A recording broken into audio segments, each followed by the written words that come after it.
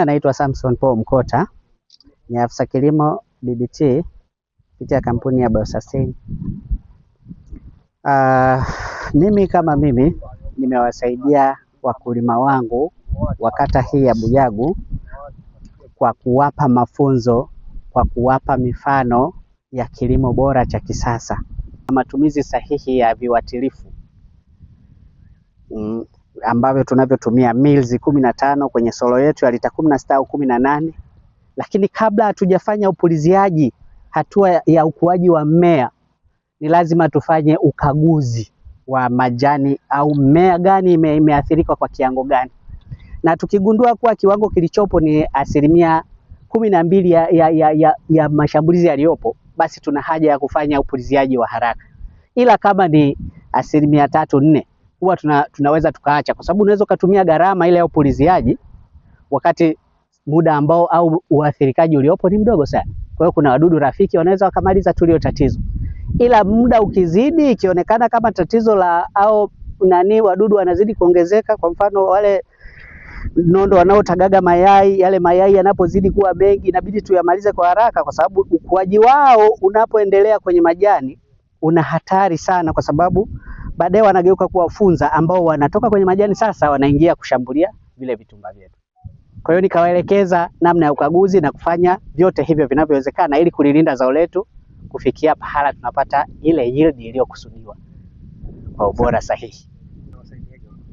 Mpango wa BBT unawasaidia wakulima kwa kiasi kikubwa, kwa sababu wakulima wanahitaji taaluma au wanahitaji mafunzo, elimu pia kwa haraka.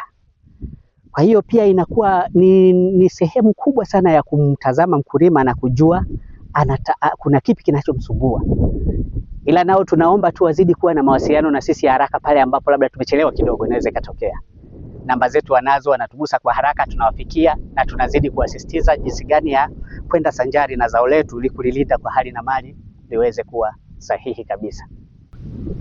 Mafunzo ya unyunyiziaji dawa kwa wadudu yanafanyikaje? Mafunzo ya unyunyiziaji wa dawa ya viwadudu tunayafanya kama tulivyosema.